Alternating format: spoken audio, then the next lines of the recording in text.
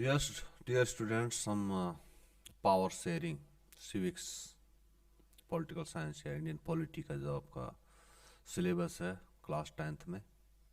Okay, class tenth उसमें हम देखेंगे बेसिक कॉन्सेप्ट्स एंड टर्म्स। ये बेसिक कॉन्सेप्ट और टर्म्स क्या काम करेंगे? टूल्स का काम करेंगे। टूल किट किसके काम आएगी? फर्स्ट चैप्टर की प्रॉपर अंडरस्टैंडिंग के लिए, ये क्वेश्चंस आंसर्स आएंगे तो आंसर्स को फ्रेम करने के लिए, है ना। ये बहुत इम्पोर्टेंट है। और जो 1 मार्क 2 मार्क जो क्वेश्चंस आते हैं उनको हम आराम से कॉन्सेप्ट से और टर्म्स से हम उनको एक्सप्लेन कर सकते हैं ढंग से। तो फर्स्ट अपना एथनिक। एथनिक का बोल दे तो identity of groups of and people and their attachment based on physical complexion. मतलब फिजिकल जो कॉम्प्लेक्शन है, जो कलर है वो, gait, features, beliefs, faith, obsessions, tendency etcetera. तो एथनिक क्या एक आइडेंटिटी होती है ग्रुप ऑफ पीपल की, उनके अटैचमेंट को लेकर। और अटैचमेंट का बेस क्या होता है? उनका फिजिकल कॉम्प्लेक्शन होता है, गेट होता है। गेट मतलब फिजिकल बिल्डअप। ओके, गेट में फिजिकल बिल्डअप, फीचर्स हैं उनके, बिलीफ किस चीज किसको मानते हैं, वो किस भगवान को मानते हैं, किस रिलीजन को मानते हैं, है ना। बिलीफ एंड फेथ, ऑब्सेशंस, उनकी टेंडेंसी क्या है, ये सब चीजें। सेकंड आता है आपका मेजोरिटेरियनिज्म। ये क्या है? A belief that the majority community should be able to rule a country in whichever way it wants, disregarding the wishes and needs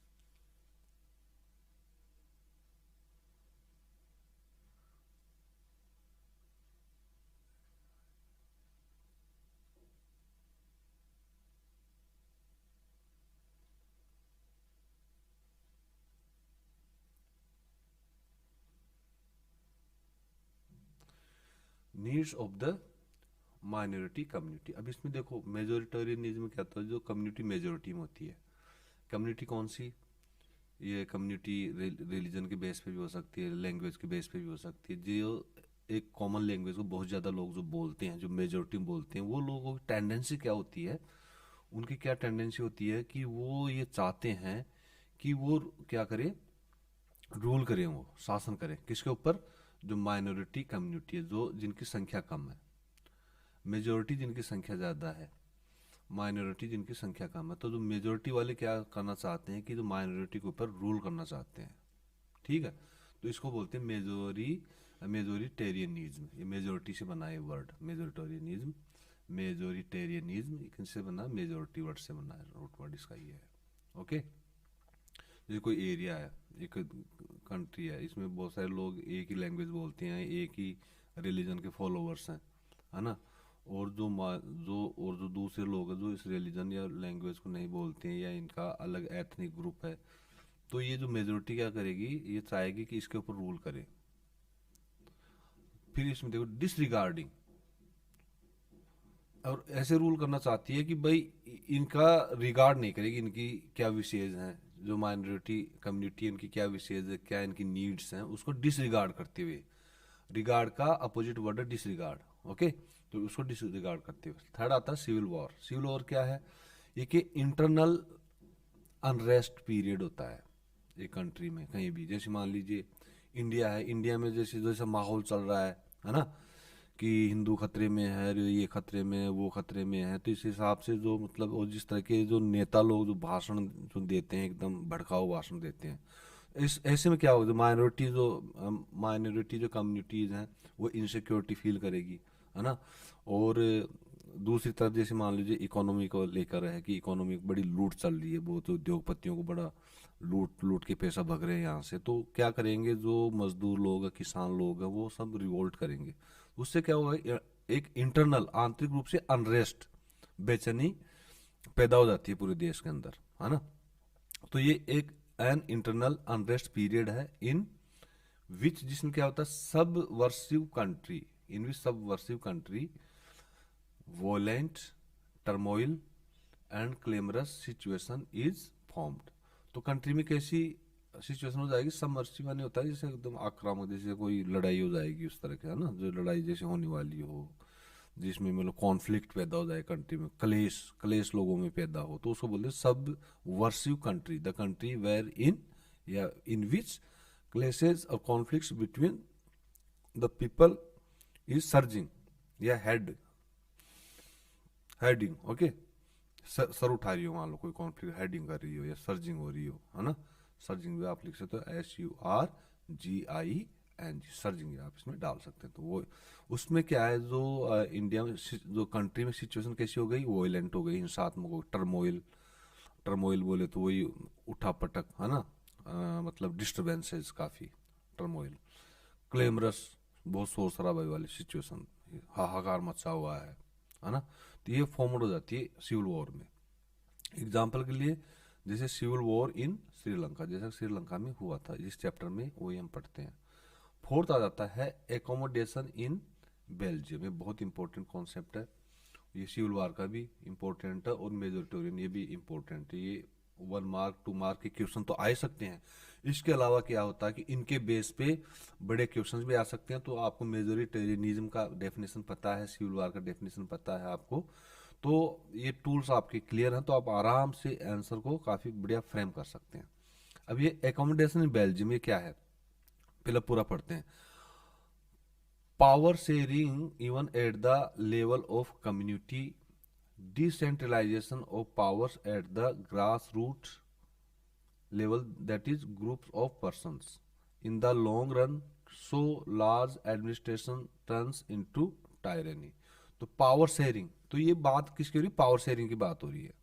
power share मतलब पावर का डिस्ट्रीब्यूशन होना चाहिए, शेयर होना चाहिए, कौन से लेवल पे, eight the level of community, जो भी कम्युनिटीज हैं उनके लेवल पे पावर शेयर होना चाहिए, हर कम्युनिटी को पावर मिलना चाहिए। तो एक तो पावर शेयरिंग, तो पावर शेयरिंग होता क्या है, डिसेंट्रलाइजेशन होता है कि एक जगह पावर है उसको बांट दो, कम्युनिटीज में शेयर कर दो उस पावर को, है ना, पहले पावर एक ही जगह था यहीं पे, बस पावर यहीं रहेगा। अब वो कह रहे हैं उसका डिसेंट्रलाइजेशन या शेयरिंग ऑफ पावर, कम्युनिटीज में पावर को इस तरह शेयर करो, कौन से, at the grass root level, grass root level बोलते हैं एकदम नीचे स्तर पे, ठीक है, जैसे सेंटर हो गया, फिर स्टेट्स हो गए, स्टेट्स में डिस्ट्रिक्ट हो गए, फिर तहसील हो गई, फिर गांव हो गए, है ना, गांव की पंचायतें हो गई, तो वहां पे सब जगह पावर शेयर करो भाई, ये कह रहा है decentralize groups of persons, even जो पर्संस के जो ग्रुप्स है वहां तक भी पावर शेयर होनी चाहिए। अब इसका कहने का मतलब ये है कि यदि गांव में ग्रुप है लोगों के तो वहां भी उनको भाई पावर मिलना चाहिए सबको। तो इससे क्या होता है, इससे इन द लॉन्ग रन, लंबे समय में क्या होगा यदि आपने इस तरह से एकोमोडेशन इन बेल्जियम, तो एकोमोडेशन का मतलब यही है पावर शेयरिंग, ओके।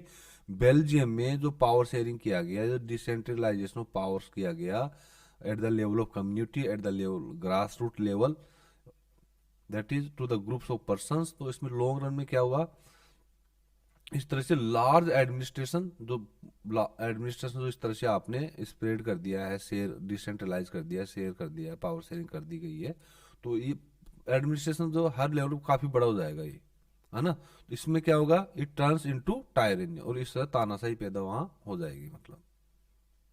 तो ये था एकोमोडेशन इन बेल्जियम, बोले तो पावर शेयरिंग और decentralization of power at the level of community and at the grass root level, okay, even to the group of persons. तो इसमें थर्ड चीज है, लेवल ऑफ कम्युनिटी हो गया, level of grass root level हो गया, grass root level के उदाहरण के तौर पे इसमें जो ग्रास रूट लेवल आप लिखेंगे, इसमें आप लिखेंगे ग्रुप ऑफ पर्संस में। तो लॉन्ग रन में क्या होगा, इसके कॉन्सिक्वेंसेज, इसके रिजल्ट क्या होंगे कि लार्ज जो एडमिनिस्ट्रेशन इस तरह से जो आपने पावर शेयरिंग किया है, इस तरह से पावर शेयरिंग किया है, तो लॉन्ग रन में आपका जो सिस्टम है लार्ज एडमिनिस्ट्रेशन वो टायरेनी में बदल जाएगा, ओके ओके। नाउ ये देख 5th नंबर का देखते हैं, types of government of Belgium and Sri Lanka. अब बेल्जियम और श्रीलंका की बात हो रही है, तो इसमें किस तरह की गवर्नमेंट्स थी श्रीलंका और बेल्जियम में, है ना, उस टाइम में। देखो, democracy with mechanism of power sharing at different levels of governance and democracy intoxicated in majoritarianism respectively. तो ये कह रहा है कि टाइप्स किस तरह से, डेमोक्रेसी थी, और उस डेमोक्रेसी में आप पता है कि लोग चुनते हैं, इलेक्ट करते हैं, द पीपल हैज ऑप्शन इधर टू रिजेक्ट और select any proposal, okay, that is democracy. तो डेमोक्रेसी विद मैकेनिज्म, उसमें क्या मैकेनिज्म था, पावर शेयरिंग का, बट डेमोक्रेसी होगी और पावर जो है शेयर किया जाएगा, ठीक है, नीचे लेवल्स पे, at different levels of governance. तो डिफरेंट लेवल्स क्या हो गए, जैसे मैं बता रहा हूँ, जैसे एक पूरा कंट्री है, उसमें एक ये पूरा कंट्री है, इसमें स्टेट्स हैं, तो सारे स्टेट्स को पावर दिया जाएगा, है ना। स्टेट्स में डिस्ट्रिक्ट्स हैं, तो डिस्ट्रिक्ट्स को पावर दिया जाएगा, जो अंदर जो छोटे गोले हैं ये डिस्ट्रिक्ट मान लो आप, और डिस्ट्रिक्ट के अंदर भी मान लो तहसील वगैरह। तो इस तरह से डिफरेंट जो लेवल्स ऑफ गवर्नेंस है वहाँ पावर शेयरिंग किया जाएगा। एंड डेमोक्रेसी इंटॉक्सिकेटेड, वैसे इंटॉक्सिकेशन का मतलब, इंटॉक्सिकेट का मतलब होता है नशा करना, इंटॉक्सिकेशन का मतलब होता है नशा, किसी नशे का आदी हो जाना, है ना। तो फिर क्या हुआ कि डेमोक्रेसी इंटॉक्सिकेटेड इन मेजोरिटेरियन रेस्पेक्टिवली। तो इस तरह से डेमोक्रेसी का जो मेजोरिटेरियन जो क्लास था वहां पे उनको नशा हो गया, मतलब इस चीज का, दैट इज देवर पैशनेट, काफी मतलब वो हो गए, पैशनेट हो गए, काफी फुल ऑफ इमोशंस हो गए डेमोक्रेसी के लिए, है ना, श्रीलंका में और बेल्जियम में। ये है इसका। 6 नंबर पे है प्रूडेंशियल डिसीजंस। प्रूडेंशियल मतलब होता है प्रूडेंट, मानी जो आगे की सोच के जो डिसीजन ले, है ना।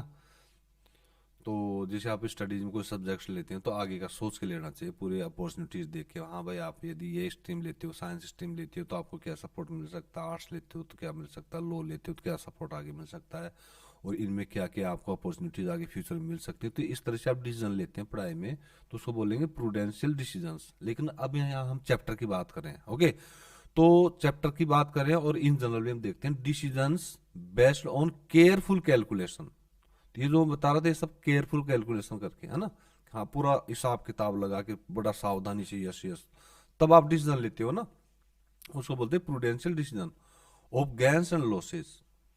तो कोई भी इवेंट हो, कोई भी आपकी लाइफ में हालात बने, तो आपको हमेशा प्रूडेंशियल डिसीजन लेने चाहिए। उसमें क्या होगा, डिसीजन आप लोगे किसके बेस पर, बेस्ड ऑन केयरफुल कैलकुलेशन। आप किसका कैलकुलेशन करोगे भाई, इस डिसीजन लेने से आपको क्या तो गेन्स होंगे, क्या लॉसेस होंगे, क्या लाभ होंगे और क्या आपको नुकसान होंगे। इस नुकसान और फायदे को हमेशा देख के चलना चाहिए।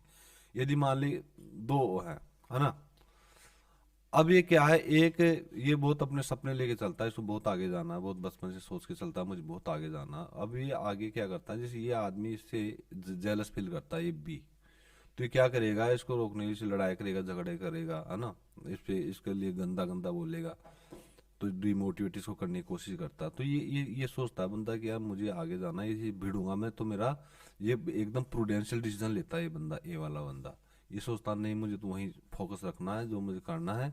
ऐसे कुत्ते भौंकते रहेंगे, है ना, ऐसे लोग तो काफ़ी जो है खड्डा खोदते रहेंगे मेरे रास्तों में, मुझे इन पे ध्यान नहीं देना है।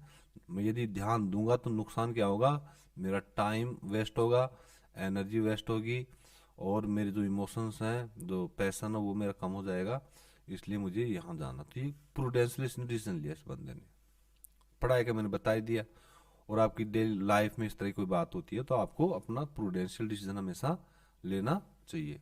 अब 7 है जुडिशरी। जुडिशरी क्या है, अब न्यायपालिका जिसको बोलते हैं, और इसको जो थर्ड ऑर्गन बोलते हैं डेमोक्रेटिक गवर्नमेंट का, ओके। फर्स्ट हो गया आपका लेजिस्लेचर, जो नेता लोग चुन के जाते हैं पार्लियामेंट में या लेजिस्लेचर में बैठते हैं, कानून बनाते हैं। सेकंड हो गया एग्जीक्यूटिव, है ना, एग्जीक्यूटिव में जो जो भी कानून बनते हैं उसको एग्जीक्यूट करने वाले जो होते हैं उनको एग्जीक्यूटिव बोलते हैं, जिसमें गवर्नमेंट भी उसका एक पार्ट है। मिनिस्टर हो गए, आईएएस आईपीएस, जो भी नीचे क्लेरिकल जो भी ऑफिसर्स हैं सारे गवर्नमेंट के, वो हो गया। और थर्ड होता है आपका जुडिशरी, जिसमें न्यायपालिका, जज वगैरह होते हैं। तो third organ of democratic government that cause operation surgery of cases. तो जुडिशरी क्या करती है? ऑपरेशन करती है किसकी? केसेज की। केसेज ये वो वाला ऑपरेशन नहीं है जो आप समझ रहे हो कि वो डॉक्टर करते हैं। ऑपरेशन मतलब वो जो कोई भी केस आता है तो उसकी मेरिट्स पे जो है आर्ग्यूमेंट्स होते हैं कि भाई नहीं, ये इस केस में जो एलिगेशन हो गलत है, तो दो वकील होते हैं, है ना, इस तरह दो वकील होते हैं, वो आर्ग्यूमेंट करेंगे कोर्ट में, उसका मतलब पूरा उस केस का पूरा सर्जरी करते हैं पूरा, मतलब नहीं बताओ ये कैसे हुआ, यदि ऐसा हुआ, आप एलिगेशन लगाए, उसका क्या एविडेंस है, फिर एविडेंस पे बहस होगी, नहीं एविडेंस सही है गलत है उस पर बहस होगी, यदि सही है तो ये किस तरह से इस केस को सपोर्ट कर रहा है। तो इस तरह से जो आर्ग्यूमेंट्स होते हैं तो उसको सर्जरी और ऑपरेशंस वर्ड उसके लिए यूज हुआ है यहाँ पर, है ना। तो केसेस फाइल्ड इधर इंस्टीट्यूशनल और इंडिविजुअल, जो भी केस फाइल होते हैं इंस्टीट्यूशन किसी इंडिविजुअल के ऊपर करता है या इंडिविजुअल किसी इंस्टीट्यूशन के ऊपर जो केस ठोकता है, जैसे इंस्टीट्यूशन बोले तो जैसे मान लीजिए मैं इंडिविजुअल हूँ, मैंने ये एसबीआई क्या है कि इंस्टीट्यूशन है, सरकारी या प्राइवेट कोई सा भी हो, सपोज कीजिए तो कोई इश्यू हो गया, मैंने पैसे जमा कराए, इसने टाइम से नहीं दिया तो मैंने केस ठोक दिया इसके खिलाफ में।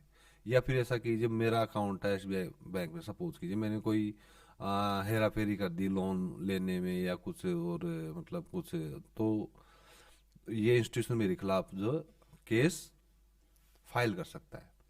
तो जो भी केस फाइल्ड होते हैं उनका जो ऑपरेशन, जो जुडिशरी सर्जरी जो ऑर्गन करता है गवर्नमेंट का, डेमोक्रेटिक गवर्नमेंट का, उसको जुडिशरी कहते हैं। तो ये सब ऑपरेशन या सर्जरी क्यों होता है केसेस का? To bring out from the सोसेज विद प्रोविडेंस, भाई जो भी उसका ट्रूथ है उसको एस्टेब्लिश करने के लिए, to bring out the truth या to establish the truth. Okay, इसमें आप कोई वर्ड यूज कर सकते हैं इसमें। तो ये क्या है, जुडिशरी क्या है? It is monitoring organ. तो एक तरह से मॉनिटरिंग ऑर्गन है गवर्नमेंट का। ओके, अब हम आगे चलने से पहले हम ये देख लेते हैं ताकि इनको ना टॉपिक्स को, ये जो चैप्टर अपना चैप्टर जो 1 है इसके जो टॉपिक्स हैं उनको हम डिस्कस कर लेते हैं, ताकि इनके लाइट में हम ये जो कॉन्सेप्ट्स हम पढ़ रहे हैं उनको हम डिस्कस कर सकें फटाफट।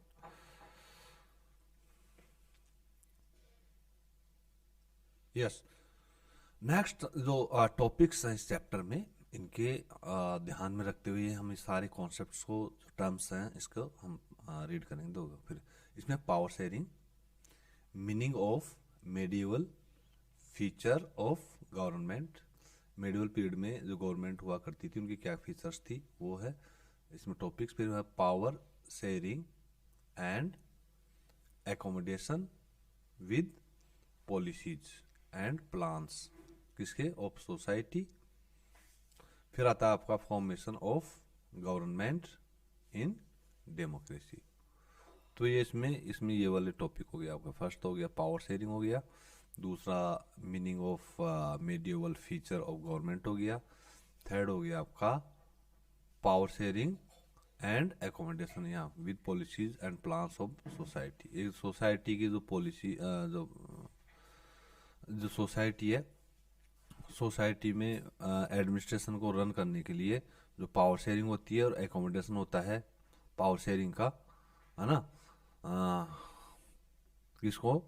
पॉलिसीज एंड प्लान्स को लेकर, पॉलिसीज एंड प्लान्स के लिए एग्जीक्यूट करने के लिए सोसाइटी में एडमिनिस्ट्रेशन को बढ़िया रन करने के लिए। तो ये है। फिर आपका चौथा जाता है formation of government in democracy, कि डेमोक्रेसी में गवर्नमेंट का फॉर्मेशन कैसे होता है। ओके, फिर आपको आ जाता है ये मेजोरिटेरियनिज्म। अब मेजोरिटेरियनिज्म फिर ये आ गया, तो killer of power sharing spirit. तो ये कह रहा है इसमें है कि हम मेजोरिटेरियनिज्म को किस हिसाब से लिखेंगे, यदि मान लीजिए मेजोरिटेरियनिज्म का आ गया क्वेश्चन, तो आप डेफिनेशन तो आपको ये बताई दी थी मैंने कि मेजोरिटी कम्युनिटी जो है माइनॉरिटी कम्युनिटी पे रूल करने की टेंडेंसी रखती है, जिसमें वो जो माइनॉरिटी कम्युनिटी होती है उसकी विशेष और उसकी जो नीड्स होती हैं उसको डिसरिगार्ड करते हुए जो रूल करना चाहती है। तो इसलिए क्या हुआ, डिसरिगार्ड करोगे आप एक कंट्री में माइनॉरिटी कम्युनिटी को, आप डराओगे धमकाओगे, उनका डिसरिगार्ड करोगे, उनकी फैद फीलिंग्स का, जिसको मानते हैं धर्म को या किसी भी प्रैक्टिस को वो करते हैं, तो आप उसको वो करोगे तो क्या होगा वो। तो ऐसी पावर शेयरिंग क्या करेगी ये? जो पावर शेयरिंग की जो स्प्रिट होती है, स्प्रिट क्या होती है? पावर शेयरिंग की स्प्रिट ये होती है कि जो सिस्टम हो सेंट्रलाइज ना होकर डिसेंट्रलाइज हो, और नीचे जो यूनिट्स को, और वो अपने जो जनता है उसके वेलफेयर के लिए अपने डिस्क्रेशन के हिसाब से, अपने स्व विवेक से, डिस्क्रेशन माने स्व विवेक से काम करें। तो ये स्प्रिट होती है पावर शेयरिंग की। लेकिन यदि मेजोरिटेरियनिज्म उसमें आ जाएगा तो वो उसकी जो ये जो भावना है जो मैंने बताई थी वो उसको किल कर देगी, किलर हो जाएगी। फिर है इसी में पढ़ते हैं फिर accommodation in Belgium, civil war and public fury in Sri Lanka. Civil war बात, पब्लिक फ्यूरी माने होता है गुस्सा, FURY, ओके, FURY फ्यूरी। तो ये इसमें टॉपिक्स हैं। फिर आता है आपका नीड फॉर पावर शेयरिंग। तो पावर शेयरिंग की जरूरत क्यों होती है, पावर शेयरिंग की नीड क्यों होती है इस चीज को लेके? तो नीड क्यों होती है मोटा मोटा आप इसको देखो लिख सकते हो आराम से। To facilitate the administration run smoothly, भाई जो प्रशासन है वो आराम से स्मूथली चले, और it could be able to redress the grievances of the public. Grievances बोल लेते हैं उनके जो कठिनाइयां हैं, परेशानियां हैं, उनको अच्छी तरह रेड्रेस कर सके। रेड्रेस मानी दूर कर सके। रेड्रेस ओके, रेड्रेस बनाया है, किस तरह से आप लिख सकते हैं। तो ये कहाँ होगा पावर शेयरिंग? Democratic government. तो टॉपिक हो गया कि जो डेमोक्रेटिक गवर्नमेंट में पावर शेयरिंग की क्या नीड है, ठीक है। फिर आता है आपका governing and re engineering government.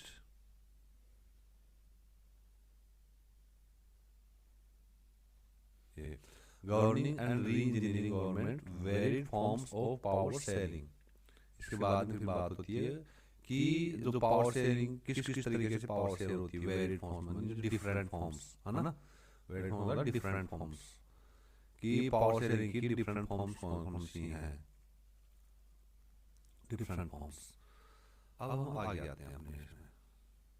अब आता है आपका एग्जीक्यूटिव। बताया था थ्री, ये थर्ड डेमोक्रेटिक गवर्नमेंट के 3 ऑर्गन्स होते हैं हमारे इंडिया में। 3 ऑर्गन्स हैं, लेजिस्लेचर होता है, एग्जीक्यूटिव होता है, जुडिशरी होती है। अब आगे एग्जीक्यूटिव। एग्जीक्यूटिव में क्या आता है? ये होता है trunk portion of the government. Trunk portion क्या होता है? एक पेड़ है, पेड़ का ट्रंक ये तना है, ये आपका पेड़ है। तो ये जो एग्जीक्यूटिव ट्रंक पोर्शन है, ये वाला पोर्शन है एग्जीक्यूटिव का, ठीक है। इसमें क्या क्या इन्वॉल्व होता है? कंप्राइजिंग सेंट्रल मिनिस्ट्री, मैंने बताया था इसमें मिनिस्टर्स होते हैं।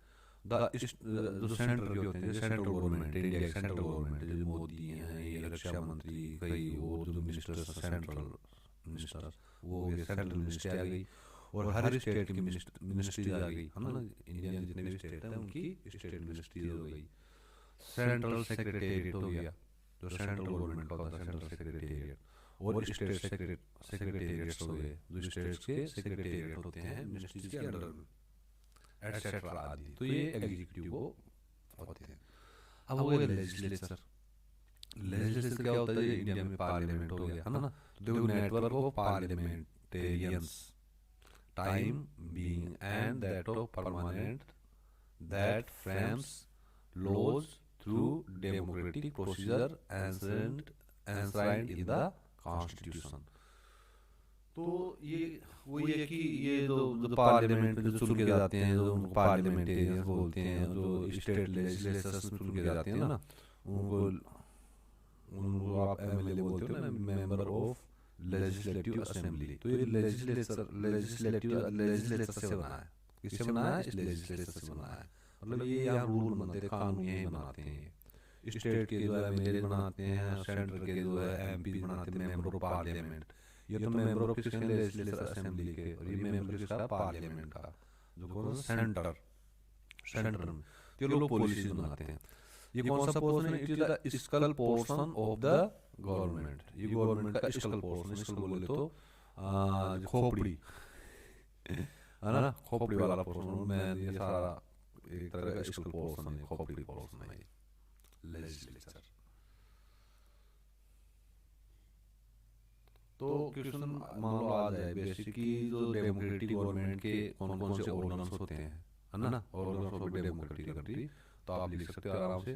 पहला तो आपका लेजिस्लेचर हो गया, लेजिस्लेचर, और दूसरा हो गया एग्जीक्यूटिव, है ना, एग्जीक्यूटिव, और थर्ड हो गया आपका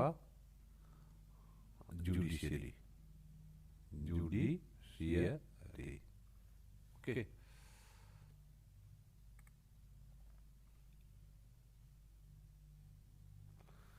फिर आ गया टाइम पे लो। लो क्या होता है, क्या है, compilation of canons, ethics, conventions, presidents, rules, statutes, regulations, disciplines that everyone in a country और सोसाइटी मस्ट ओबे और अबाइड बाय। अबाइड बाय मतलब होता है उसके आगे का पालन करना, ओबे करना।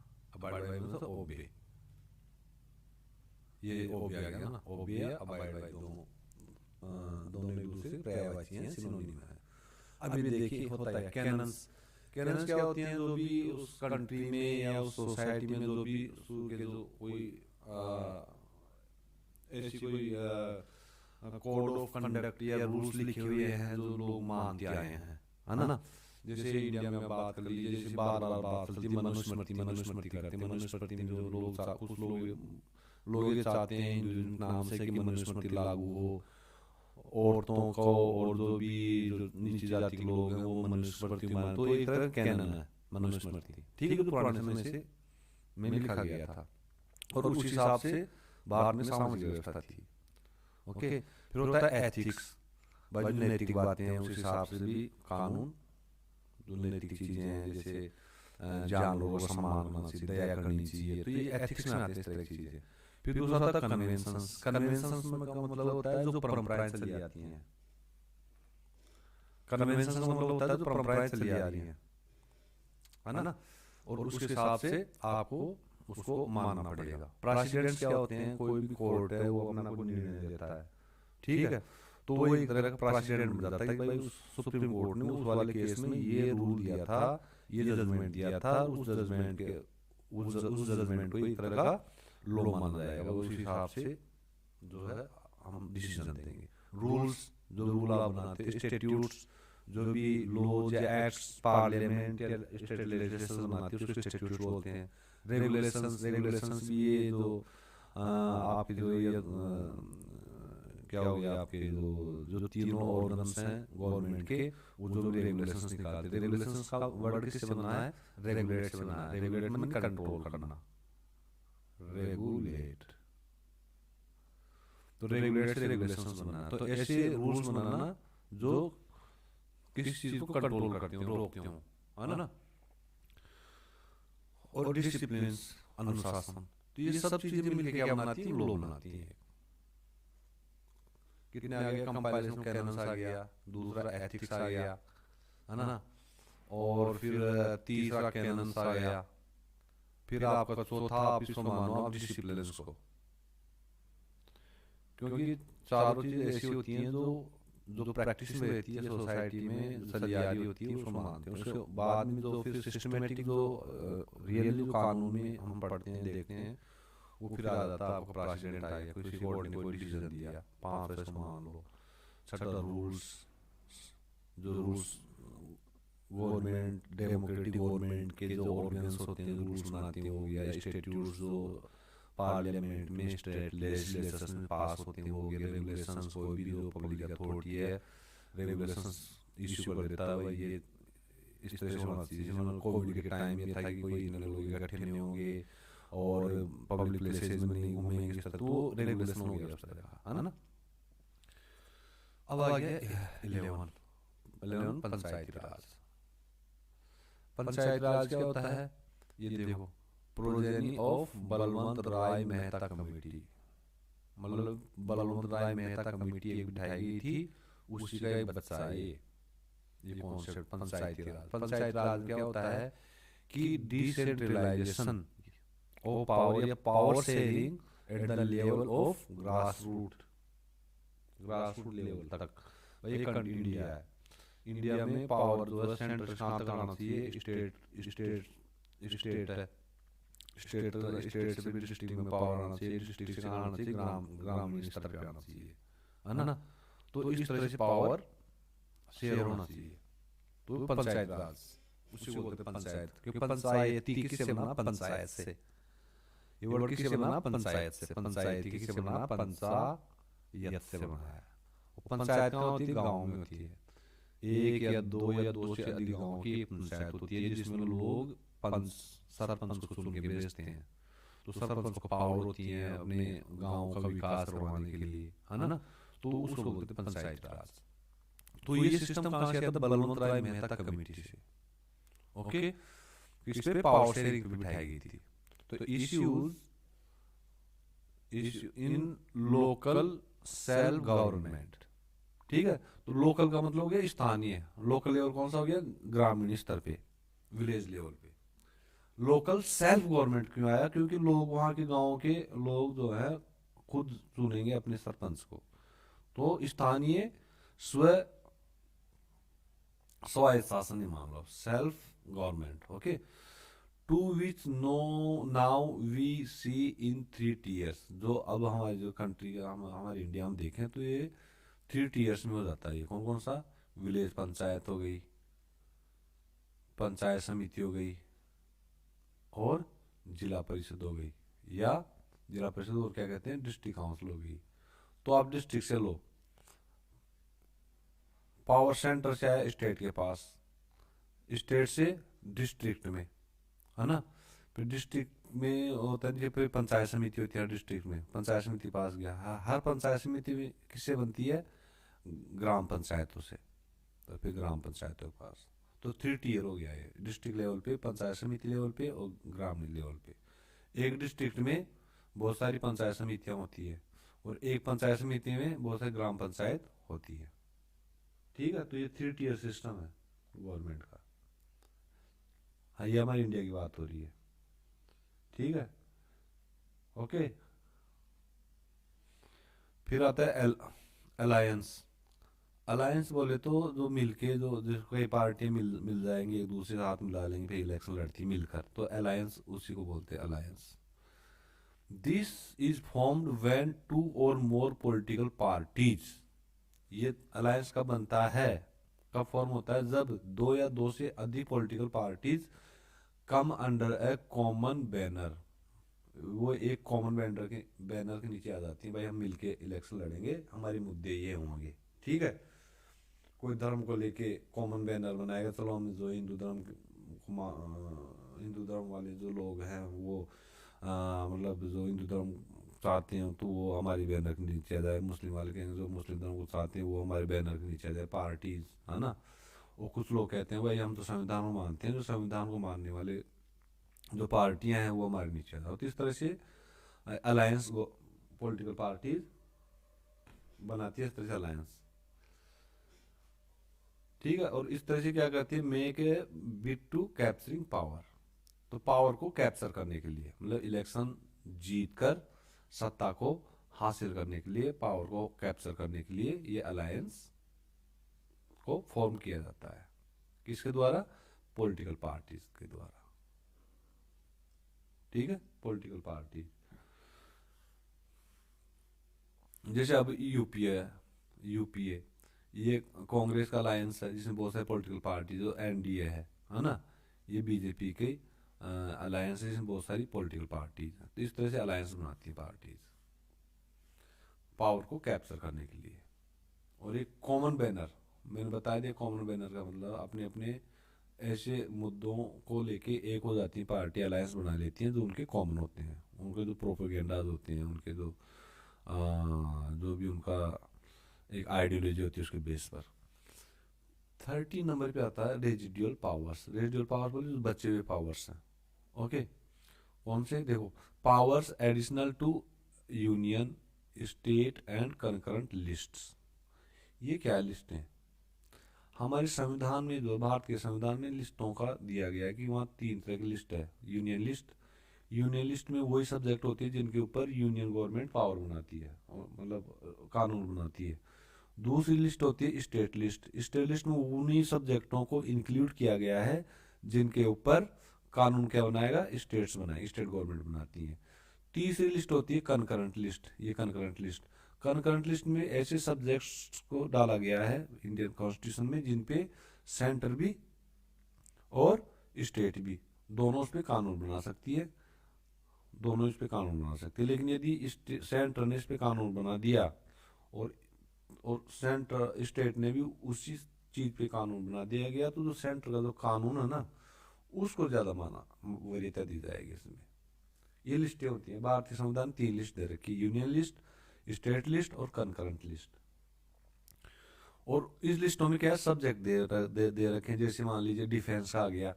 डिफेंस क्या है, एक ऐसा मुद्दा है जिसपे सेंट्रल गवर्नमेंट इस पे एक्शन ले सकती है, कानून बना सकती है ना।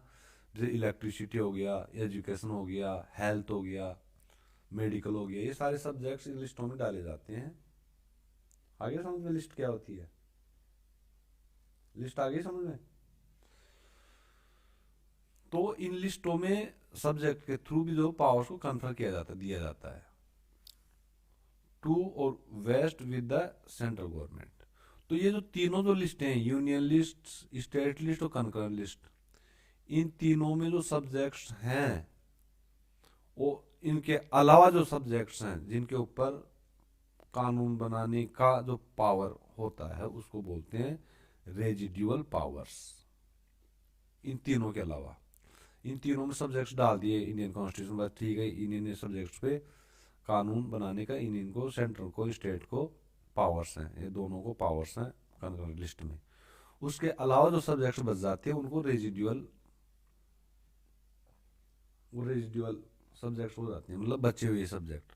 तो बचे हुए पे जो कानून बनाने का जो पावर है उसकी बात है, residual powers. Okay okay. Regional autonomy, regional autonomy होती है कोई भी क्षेत्र है, कोई इंडिया है, इंडिया में कोई रीजन है ना, तो उस पे उसको पूरी ऑटोनॉमी दी जाती है, स्वायत्तता दी जाती है, उसको स्वतंत्र मतलब स्वतंत्रता दी जाती है, और वही वहाँ के जो लोग हैं वही अपना कानून अपने हिसाब से बनाएंगे उसको। ठीक है। जो इंडिया में बहुत सारे रीजन है जहाँ ट्राइबल एरियाज है ना, जहाँ आदिवासी लोग रहते हैं, तो वहाँ क्या है, सेंटर ये, तो उनको ऑटोनोमस रखा जाता है कि आप स्वायत्त, आप फ्री हो, आप अपने हिसाब से कानून बना सकते हो अपने अपने वेलफेयर के लिए। तो ये क्या होता है, रीजनल ऑटोनॉमी कहाँ दी जाती है, यानी पर्टिकुलर एरिया को दी जाती है। पर्टिकुलर एरिया होता है, पूरे एरियाज में नहीं देंगे इसको। क्यों, demanding independence of any particular area और demanding equal power with rest of the country. तो ये कह रहा है कि कंट्री का, मैंने बताया कोई भी रीजन है, वहाँ के लोग क्या कहते हैं कि हमें भाई आज़ादी चाहिए, डिमांड करते हैं आज़ादी, या फिर वो डिमांड करते हैं इक्वल पावर, कि हमें बराबर की पावर दी जाए। जैसे कंट्री के जो और हिस्से हैं है ना, वो हिस्सों में जो पावर है उसी तरह का हमको भी उनके बराबर पावर दिया जाना चाहिए हमारे रीजन में, गवर्नेंस के लिए, गवर्नमेंट चलाने के लिए, या अपना एडमिनिस्ट्रेशन प्रशासन चलाने के लिए। उसको बोलते हैं रीजनल ऑटोनॉमी। अब आ गया आपका कम्युनिटी गवर्नमेंट। इसे साफ नजर आ रहा है, कम्युनिटी, किसी पर्टिकुलर कम्युनिटी की गवर्नमेंट। ओके, देखो, the government which is elected, वो गवर्नमेंट जो इलेक्ट की जाती है किसके द्वारा, by the people belonging to, ये टू है, belonging to one language community. तो जो एक लैंग्वेज बोलने वाले जो लोग हैं, पीपल हैं, वो अपनी गवर्नमेंट को इलेक्ट करते हैं। एंड विच हैज पावर, और उनके पास पावर होते हैं, रिलेटेड टू, किससे जुड़े हुए, educational, cultural and linguistic issues. वो अपने एजुकेशन को लेके, अपनी कल्चर को लेके, और अपनी लिंग्विस्टिक लैंग्वेज के जो इश्यूज हैं उनको लेकर उनको पावर्स दी जाती है गवर्नमेंट को।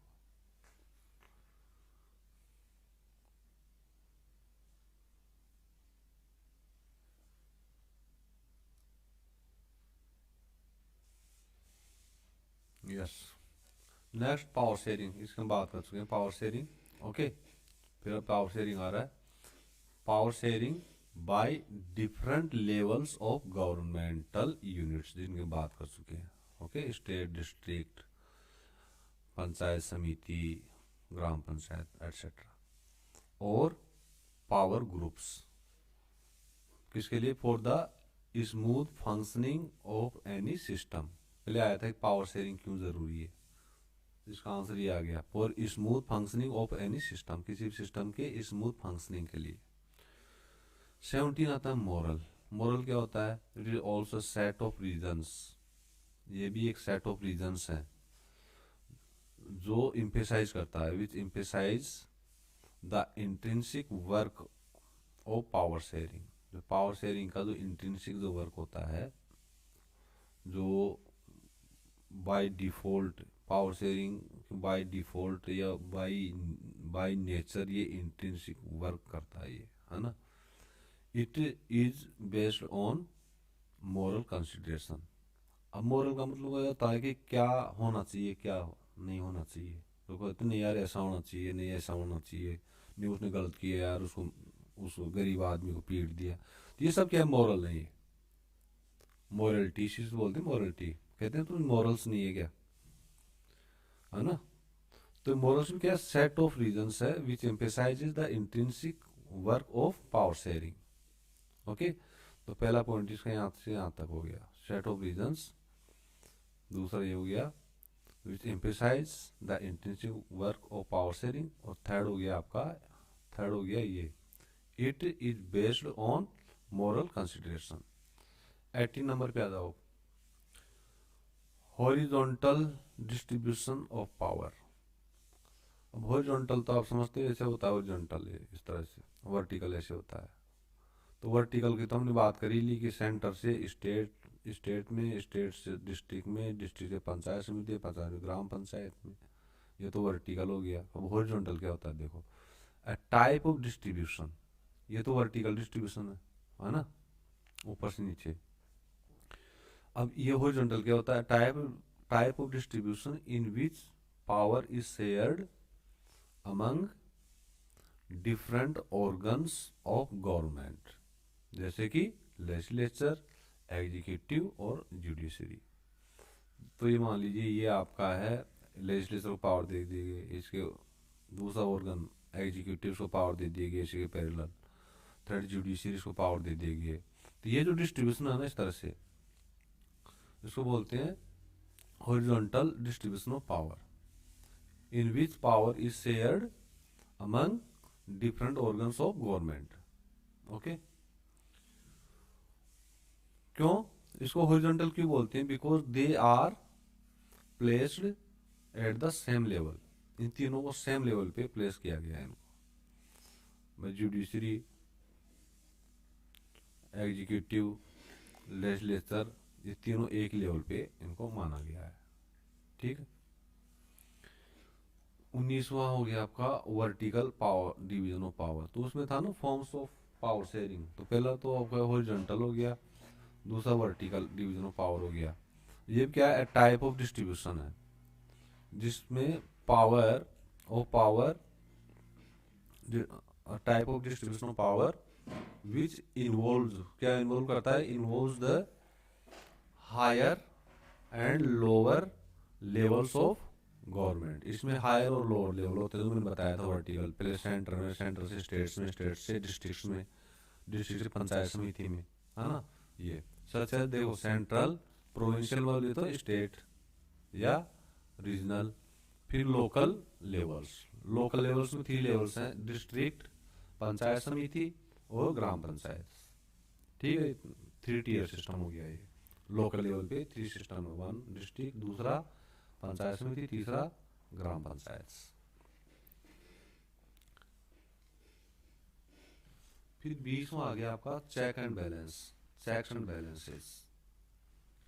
चेक्स एंड बैलेंसेस का मतलब होता है एक सिस्टम है, a system in which each organ of the government, जिसमें गवर्नमेंट का हर एक अंग चेक्स द अदर, दूसरे को नियंत्रित रखता है, कंट्रोल करता है, कंट्रोल रखता है, other which results in a balance of power, जिससे क्या पावर बैलेंस में रहता है अमंग वेरियस इंस्टीट्यूशंस, बहुत सारी संस्थाओं के बीच में जो पावर होता है वो बैलेंस में रहता है। कब रहता है बैलेंस में?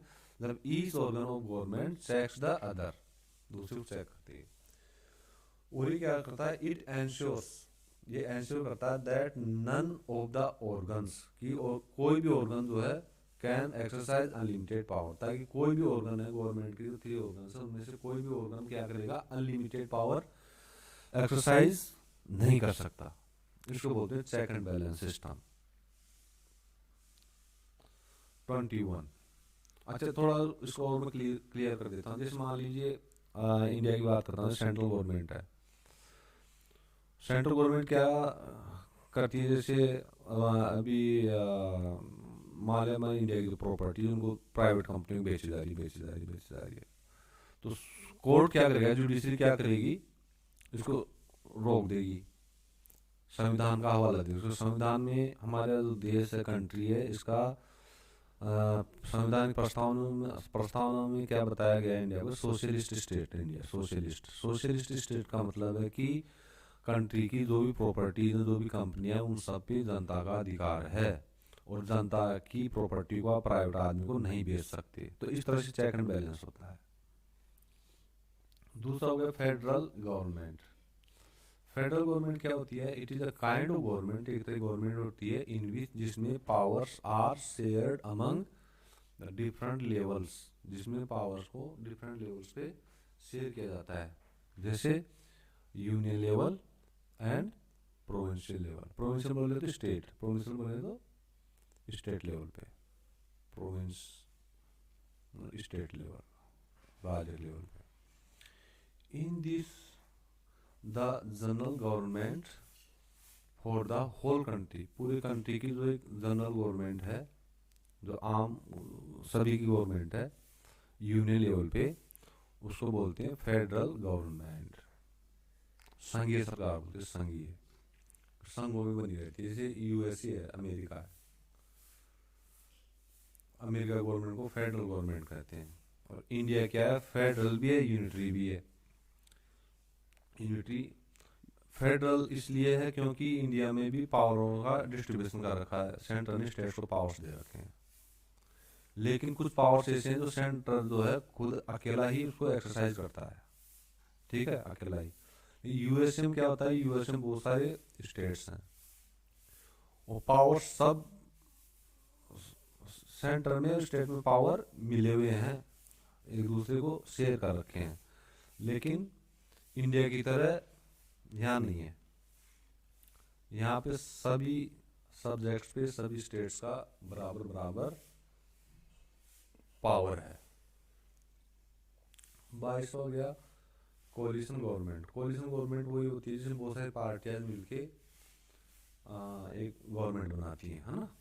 When the alliance of 2 or more parties gets elected, जब कोई 2 या 2 से अधिक पार्टियों का जो अलायंस होता है वो चुना जाता है, लोग उनको चुनते हैं। जैसे एनडीए हो गई या यूपी हो गई, जैसे एनडीए आ गया ना बीजेपी का। एंड फॉर्म्स 2014 में जो एनडीए का जो कोलिशन था, अलायंस था, इसने गवर्नमेंट बना रखी है। उसके बाद में एनडीए जीता है ना, इस तरह से। एंड फॉर्म्स अ गवर्नमेंट, और गवर्नमेंट बनाती है नोन एज कोलिशन गवर्नमेंट, उसको एज ए कोलिशन गवर्नमेंट जाना जाता है। जैसे for example in India NDA और यूपीए, यूपीए कांग्रेस का government at the central level. तो ये this is another form of power sharing. तो पावर शेयरिंग का एक तो ये हो गया, कोलिशन गवर्नमेंट हो गया एक फॉर्म, दूसरा फेडरल हो गया है ना, और तीसरा ये वर्टिकल हो गया, चौथा हॉरिजॉन्टल हो गया। आप ऐसे याद कर सकते हैं, और भी होंगे तो बुक में देख लेंगे।